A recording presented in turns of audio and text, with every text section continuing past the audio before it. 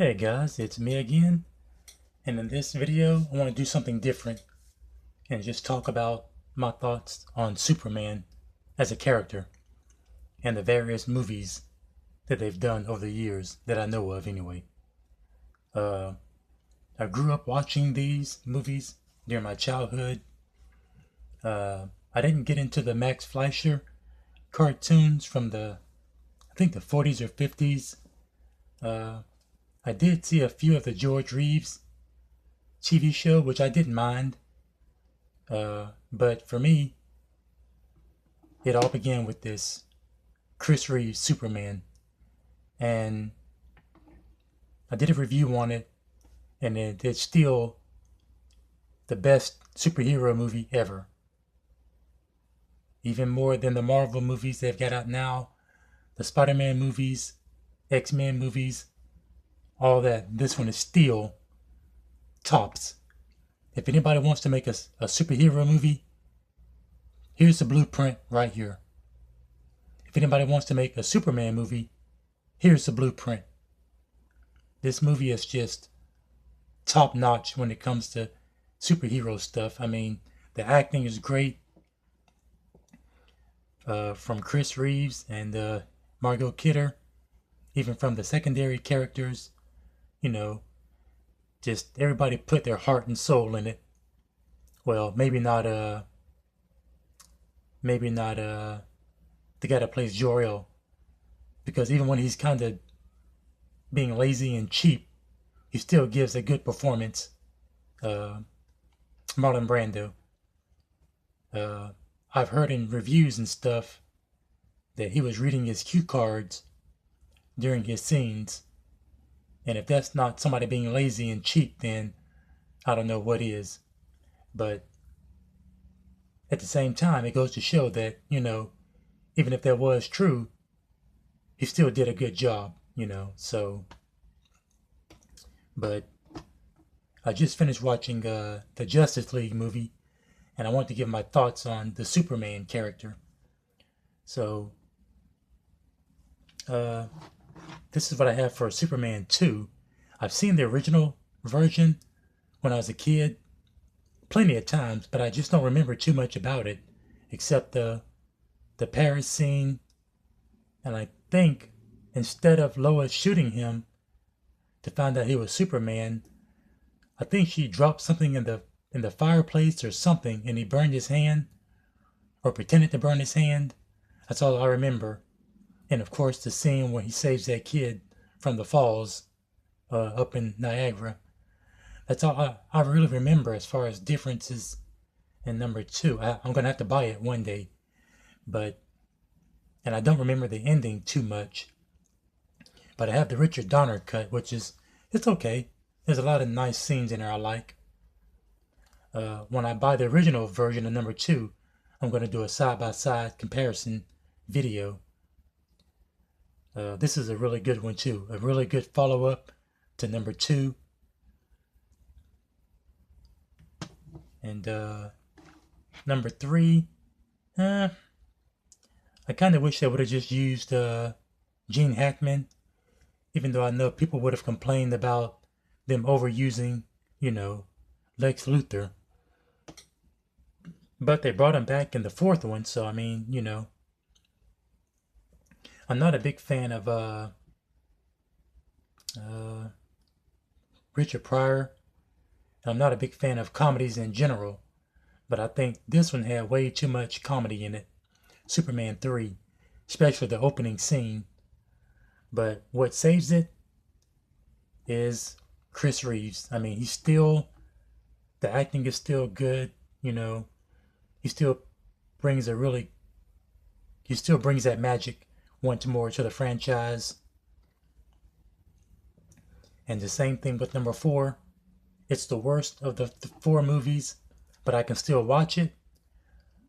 I watched it a lot as a kid, and a lot of people, they'll criticize the special effects and the acting and this and that, but it's a canon movie. And to be honest, I don't care about special effects, but if you're my age, in your late 30s or early 40s, and you grew up watching all the canon movies, you know, the Chuck Norris movies, the Charles Bronson movies, then you should know what you're getting into when you watch a canon movie. I mean, come on, you know, you should already know that. So your criticisms shouldn't fall on, well, bad special effects. You know, that's kind of pointless. It goes with the territory. If you watch a canon movie, you know what you're getting into, you know. But these are my movies, you know, when it comes to superhero movies. Uh, these are the only ones that, in my book, are worth watching. Uh, I watched maybe the first hour of Superman Returns, and the first hour was good, but I think that's because Brandon Routh, or Routh, whatever his name is, was playing Chris Reeves' Superman. I think that's why I loved it so much. But then, after the first hour or so, when you find out that little kid has super strength too, it's like, oh, okay, that's kind of pointless. And then it felt like it was trying to be a remake of this one. It's like it didn't know what it wanted to be, you know, a remake of Superman the movie, a reboot or something, because they used pretty much the same plot points with Lex Luthor and his plans, you know. So that was kind of like, okay, it doesn't make a whole lot of sense, you know, either be one or the other, either be a reboot or be a true sequel. And to be honest, I think they should have just called it Superman 5 and been a true sequel to Superman 4, you know. And then you get Man of Steel with Henry Cavill. And I watched like the first hour of that, and I couldn't get into it. You know, when you spend over $100 million on that movie, and you can still pick out the special effects that are bad, something's wrong with your movie. Case in point, in Man of Steel, when he saves that, I think it's like a oil rig or whatever, there's fire on it. You can tell that's fake fire. But yet, 30 years prior, in Superman 3, when that factory was on fire, I think it was like a radioactive plant or whatever, he walks through fire. And you know what, guys? That is real fire. Yes, it's trickery with cameras and mirrors and whatnot, but that fire is real. How come they couldn't do the same thing in Man of Steel? And that's one of my problems with Hollywood.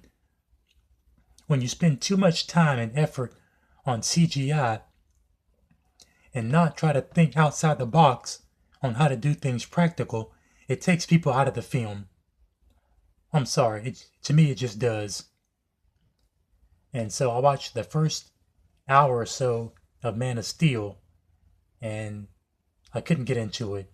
The casting was bad. I don't buy Amy Adams as Lois Lane. I don't buy Kevin Costner as Pa Kent or Diane Lane as Ma Kent. Once again, I got to go back to this one. It's just, I don't feel there was any chemistry in Man of Steel, you know, between the parents and Clark Kent. But yet in this one, even though Ma Kent and Pa Kent was in a movie for like maybe only 15 or so minutes, I bought that they were a real family, you know. But yet in Man of Steel, I didn't buy it, not one bit. And in Justice League, when they brought back Amy Adams and Diane Lane, once again, I just didn't buy it. And I have to say, you will never get a better looking guy to play Superman than Chris Reeves. Henry Cavill is an ugly Superman. I'm sorry to say, he can be big and buff all day long, but That's your that's the only thing he's got over Chris Reeves. And in number 3 and 4, he actually had some, a nice build to him. But Henry Cavill may be built, but he is an ugly Superman, and I don't buy him as Superman. This guy will always be Superman. I don't care what anybody says. 40 years later, and his version of Superman is still the best. Always will be. So, those are my thoughts on Superman the character. Okay, guys.